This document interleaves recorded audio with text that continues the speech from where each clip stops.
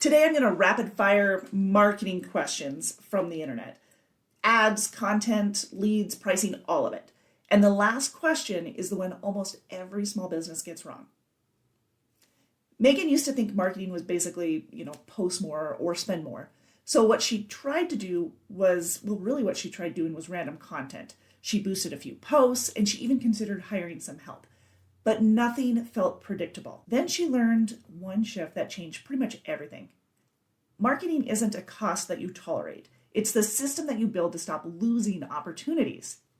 Now, once she started thinking that way, her decisions got simpler and her message got clearer. And of course, her results stopped feeling like just pure luck. All right, I pulled some real marketing questions that people ask online, and I'm going to answer them for you right here, like I would a paying client. So that it's going to be clear, it's going to be pretty darn practical, and we're going to avoid any of that guru fluff. Here's how this is going to work. I've got 8 questions. Some of these answers might challenge what you've heard, especially the one about pricing. And the last one is where marketing is headed next. All right, let's go. Question number 1, what is the biggest marketing lie? Well, the biggest lie is that marketing is just a cost. Because the moment you frame it as the money I'm losing, you'll always underinvest. You'll procrastinate and you'll treat it like a chore. A better way to think about it is like this. Marketing helps you avoid opportunity costs. What the customers would have bought if they had misunderstood you, trusted you, or remembered you. And then there's another lie that lies right behind it. People will say, only do marketing if you can track every single detail. Measure what you can, of course, but if you demand that everything be perfectly measured, you're going to eliminate a lot of the stuff that actually makes you stand out. So here's a quick question for you. Are you treating marketing like an expense or a growth asset? Question number 2, how do I make boring products interesting? Well, first, if your product solves a real problem, it's not boring to the person who needs it. A boring product becomes extremely interesting the moment that something breaks or goes wrong or becomes urgent. Think of plumbing or legal or IT or HVAC. Nobody cares until they really care. So your job is to frame it around the moment that it matters. And then add some distinction. One of the easiest ways is to make your offer feel a little different, something with a small detail that's memorable. That difference can be your packaging, your service, delivery experience, maybe a bonus, a guarantee, or your unique process. Here's a cheat code for you. If your product feels like a commodity, bundle it with remarkable service so that people aren't comparing you like for like. Question number 3, do big companies manipulate us to buy things? Manipulated is a loaded word. So look at it this way. People don't value products in a vacuum. Value is heavily shaped by context. What it's next to, what it's compared to, and what story surrounds it. Marketing can make good things feel worthless if it's framed badly. And it can make ordinary things feel special if it's framed well. Now, can marketing be used unethically?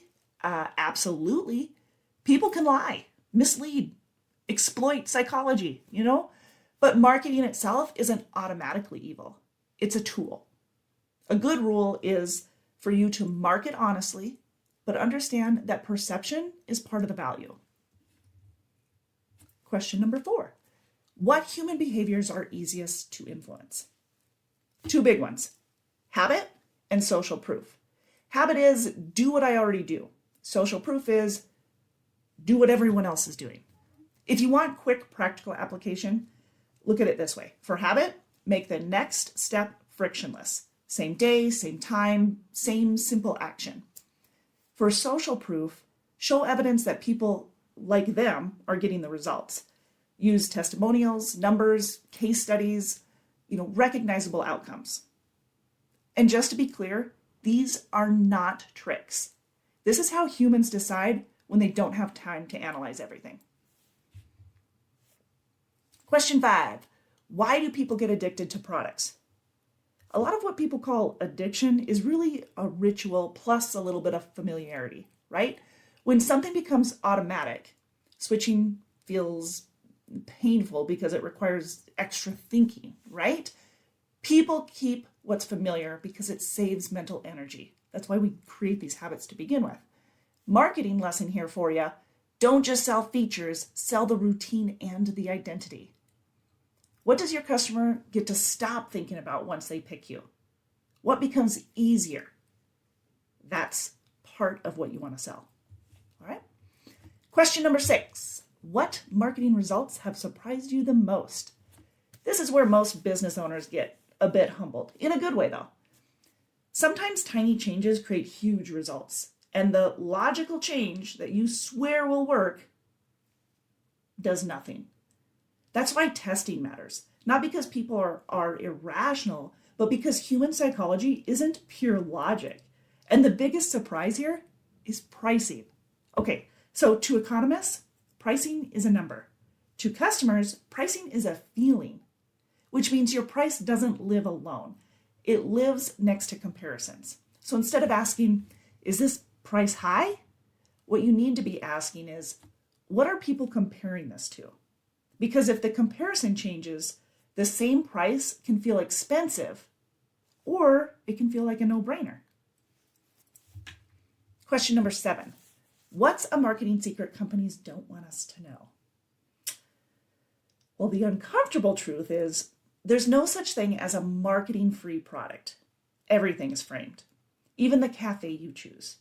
You think you're choosing based on quality, but you're also going to be reacting to the layout and the design, the vibe, the location, signals that create expectations. Now, my daughter, she's really heavy on aesthetics.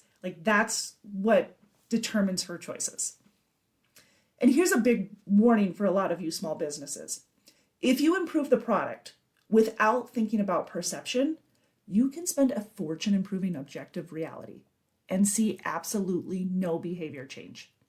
Because customers don't experience your product in a lab, right? They experience it in context. So you always want to ask, what will they notice? What will they believe? And what story does this create? Question 8, what is marketing, or where is marketing going next? Yeah, where? This one matters. As AI-generated content starts to explode, the world could get flooded with a whole lot more marketing than anyone can tolerate. So what happens? A possible future is more of a reversal. Instead of brands shouting at people, people use AI to filter and request what they want. So right now you're being bombarded by commercials and brands, right? Well, now we're going to start probably switching to more of a search feature. Like, I need a toaster, find the best options. Or, I'm planning a trip, show me the most relevant choices. Meaning attention gets guarded by those filters, and brands win by being genuinely useful, having clear positioning, and they're easy to understand and they're trusted. So if you're a small business, don't panic. This is actually really good news for you, because businesses with the clearest message and real proof will cut through. So if you take nothing else from all of this, marketing isn't just a cost. It is how you stop losing opportunities. Boring products become interesting when you frame the moment that matters and differentiate with service.